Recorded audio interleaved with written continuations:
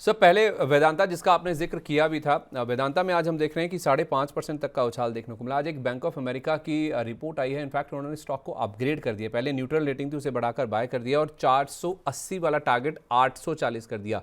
480 से 840 ये टारगेट सीधा बैंक ऑफ अमेरिका ने वेदांता के ऊपर कर दिया।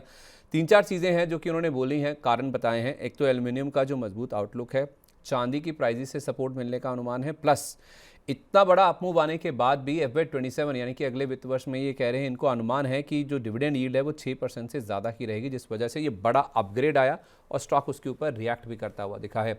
सर आप कह रहे थे कि प्रॉफिट बुकिंग का सही समय है, बहुत ज़्यादा एक्सटेंड हो चुका है, स्ट्रेच हो चुका है। ये बैंक ऑफ अमेरिका तो 840 की बात कर रहे हैं। नहीं नहीं सर, अगेन वही चीज है, सही समय पे।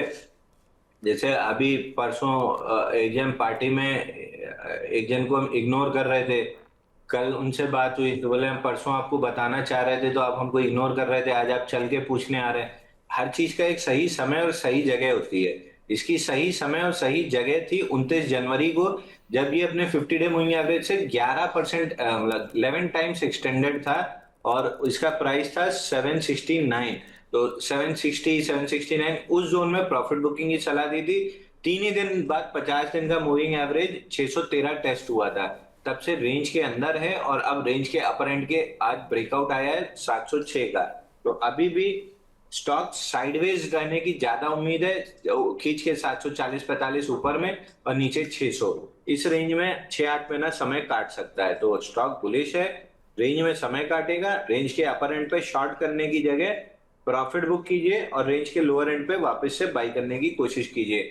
इसी बीच में आप देख लीजिए, मतलब 29 जनवरी से अभी तक देख लीजिए, वेदांता अपने हाई से अभी भी नीचे है और टाटा स्टील 180-85 रुपए के आसपास से 216 आ गया है।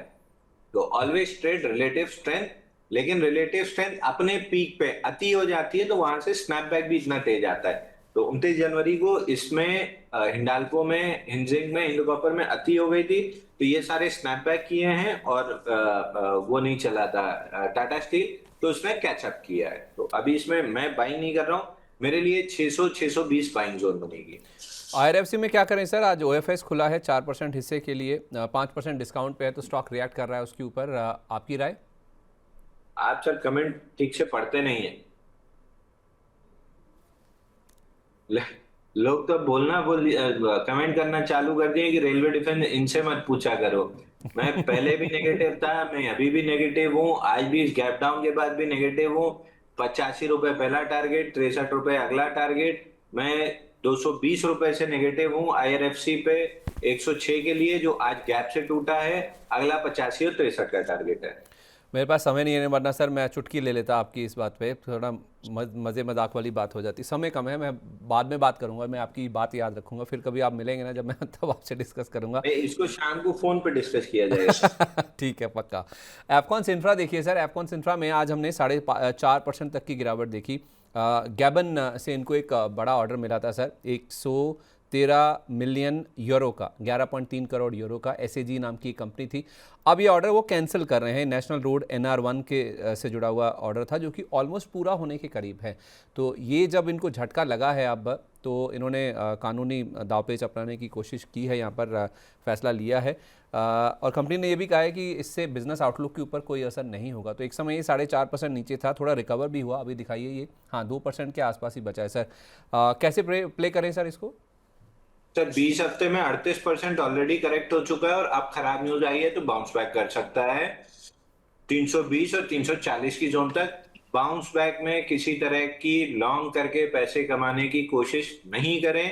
आराम से पॉपकॉर्न के साथ एंजॉय करें, भूल जाएं, स्टॉक को वॉचलिस्ट से हटा दें। स्टॉक को वॉचलिस्ट से ही हटा दीजिए, ये आपके लिए ज़्यादा बेटर रहेगा। हिंदुस्तान कॉपर में क्या करें सर? आज फिर से 3% का हमने अपमूव बनता हुआ देखा। कॉपर की कीमतें एक हफ्ते से ज़्यादा की ऊंचाई पर आ गई। चाइना के मार्केट जैसे ही रीओपन हुए, फिर से आप देखिए कुछ बाइंग इंटरेस्ट बना है। LME पर खासतौर पर आप देखिए, आज जो भाव है वो $13,196 तक भी उछल गया था, जो कि 12 फरवरी के बाद हाईएस्ट लेवल है। हिंदुस्तान कॉपर में सर ये अपमूव दोबारा जो शुरू हुआ है वो और कहाँ तक जाएगा? सर देखिए, बहुत कोई अपमूव नहीं है। 29 जनवरी को ये भी टॉप हुआ था 758 पे। अब जाके इसने 50 day moving average almost test किया है 540 के आसपास और उसी से बाउंस बैक दे रहा है। ये स्टॉक भी 7-8 महीने के लिए रेंज में रहेगा। 660 ऊपर में रेंज रहेगी और करीब करीब 530 नीचे में रेंज रहेगी। तो मैं रेंज बाउंड एक्शन ही एक्सपेक्ट कर रहा हूँ। ठीक है, 29 जनवरी जो डेट आप कह रहे हैं ना, उसी दिन रिकॉर्ड हाई टच किया था कॉपर की कीमतों ने, $14,527 का। तो इसी वजह से शायद इसने भी टॉप आउट किया था। एक सर, वारी एनर्जीज, प्रीमियर एनर्जीज और विक्रम सोलर में क्या करें? आज सुबह से खबर है कि यूएस ने जो सोलर इंपोर्ट होते हैं, चाहे वो सोलर पैनल्स हो, सोलर सेल्स हो, उसके ऊपर 126% ड्यूटी लगाई। हम पे नहीं लगाई है, बाकी देशों पर भी लगी है, जिसमें इंडोनेशिया भी है, लाओस भी है, लेकिन हम पे जो ड्यूटी है बाकी देशों के मुकाबले ज़्यादा है। तो ये हमारे लिए दिक्कत की बात है। 2025 में कुछ $4.5 बिलियन के आसपास का ये टोटल एक्सपोर्ट था इन सब चीज़ों का। तो हमारे लिए काफ़ी दिक्कत की बात है इन तीन कंपनी के लिए। इनमें क्या करें अब? केवल और केवल प्रीमियर एनर्जी में छोटा सा एक बाउंस बैक दिख रहा है यहाँ से 30 से 40 रुपए का। बाकी दोनों स्टॉक हमेशा मेरी अवॉइड लिस्ट में रहे हैं, आज भी अवॉइड लिस्ट में ही रहेंगे।